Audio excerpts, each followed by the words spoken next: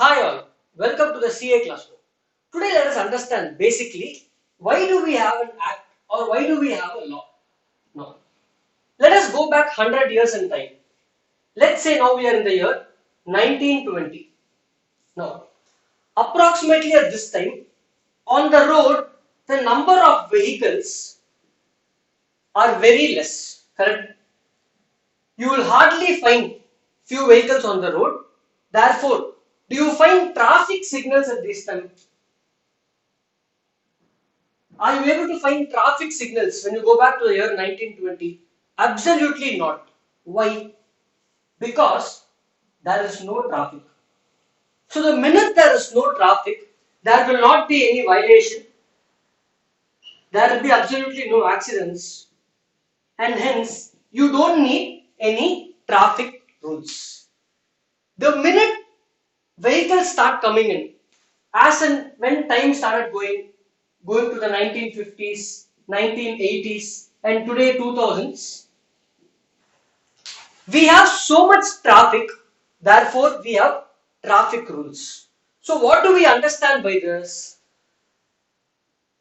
When there is an issue, you need some kind of a regulation to govern the issue.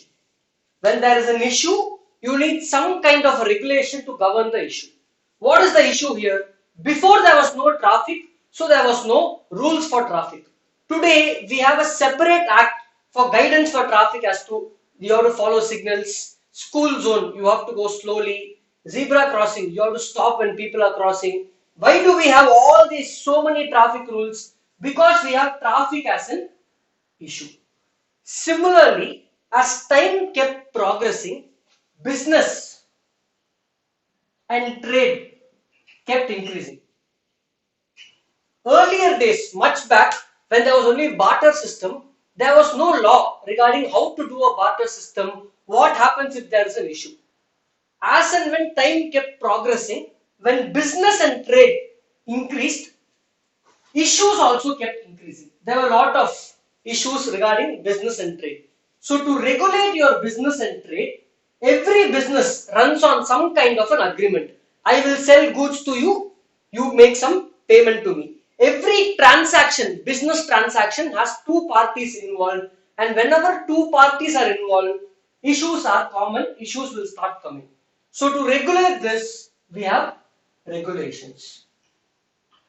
So if you look at the history, whenever any issue keeps coming, to tackle these issues, we have some regulations. And over a period of this time, these regulations become an act, become a law which is passed by the government, and this has to be followed by everybody involved in business and trade. So this is the background for your Indian Contract Act or any act for that matter. Whenever you have some kind of a issue coming up or a lot of transactions against which you will have an act. So this is the concept to understand why we have an act, why we have a law. In the previous section, we have understood why we have act or why we have a law. Why do we have some rules? Now, let us understand legally how a law comes into force. First, some rules will be put forward by the ruling party in the Lok Sabha. You know what is Lok Sabha, the parliament where we have all the MPs who have been elected. Let's not get into the details of what is a Lok Sabha, what are the number of members. Lok Sabha will have a majority and they will approve this set of rules. Let's call them rules. Next it will go to the Rajya Sabha, and again over there the elected member of parliaments will vote, and once it's approved in the Rajya Sabha, it will go to the president. It will go to the president. The president will sign, and these rules will now get enacted.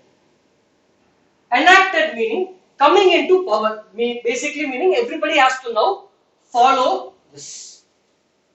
Once it gets enacted, you will call it an act. You might have seen in your syllabus the Indian Contract Act, Sale of Goods Act, Companies Act 2013. It will be called an act. Every act will have other guidances which help the act. Let me give you an example. Every act will have set of rules. What rules to follow? The act might tell there is a time limit. What is the time limit? The time limit will generally be mentioned in the rules. Let's say we have the Companies Act 2013. Now, every year you keep hearing there is some change in the law. Change in the law. How does the law change? The government will give some notifications to amend the act. These are the notifications which we have to follow. Sometimes the provisions might have some doubts. So the government will again issue something called a circular, which is more of a clarification in nature. More of a clarification in nature. Now, tomorrow, the public might challenge an act saying this is not right, I have a different view. A case might be pending in the court, and the court, the High Court or the Supreme Court, will give a decision. This decision will be called a case law. Now, to understand an act in its full depth, you should know what is the act, what is the rules, what are the notifications for this act, what are the circulars, and what are the case laws. However, for our syllabus at the foundation level, you will not be learning everything in depth. You will only learn the act and mainly the concepts in the act to understand what the act is. You will not be learning much of the rules, notifications or circulars. There are few important case laws which you will be learning. So, this is only for your knowledge purpose that an act has a rules, notification, circular and case laws. But here at foundation level, you will majorly be focusing only on the act and to a certain extent about the case laws. So this is the overview about an act. Now how will I number act? Now, if you take your notebook, let's say you attended a class, say you attended 30 classes and finished a particular topic. Now, you will have notes and each of these notes might have an index, different topics and page numbers. Now, when you call your friend and say I have a doubt in a particular concept, how do you refer to that concept? You will say, please open page number 32, para number 3. I have a small doubt over here. So every textbook you study has a page number and set of paras. You say, please go to this page, go to this para, I have a doubt. This is how you've been approaching studies from beginning. Same way, an act also will have some page numbers. Act will have some page numbers. Here, we don't refer to it as page numbers or we don't refer to it as paras in most cases. We call it section number. So, every para, or to put it in simple terms, every concept that you learn will have a section number. Section 1, 2, 3, 4. They will be given different sections. Each of these sections will have a concept. How do you refer to it? If you have a doubt, you will call your friend and say, I have a doubt in section number 10. I have a doubt in section number 17. That is what is called a section. It is nothing but your para, what you study in your school textbooks. It's how you refer to a particular concept is called section. So do not get scared when someone says section. It is nothing but how do you refer to a particular concept. No. To understand sections, first know section 1. Every act you study, the section 1 will be the short title. Meaning, how do I call this act? How do I call this act? You give a name. Every act has a name. The Companies Act, the Indian Contract Act. So, section 1 is known as title. Generally, every act will have title. Name of the act will be in section 1. Generally, most times, section 2 will contain some definitions. Now, what do you mean by definitions? Throughout the act, they use lot of terms. So, for a few terms, they would like to define what the term means. So, generally, section 2 will have all the definitions in the act. From section 3 onwards, from section 3 until whichever section the act goes, will have the provisions of the act. What do you mean by provisions?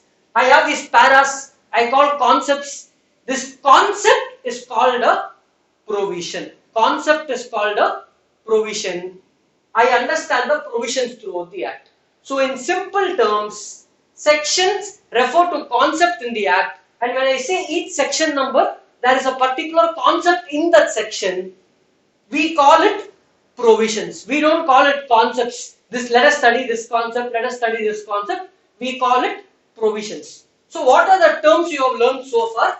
Act, rules, notifications, circulars and case laws. More important two new terms you would have learned is what is a section, what is there in section 1, what is there in section 2, and it is also known as provision of the law.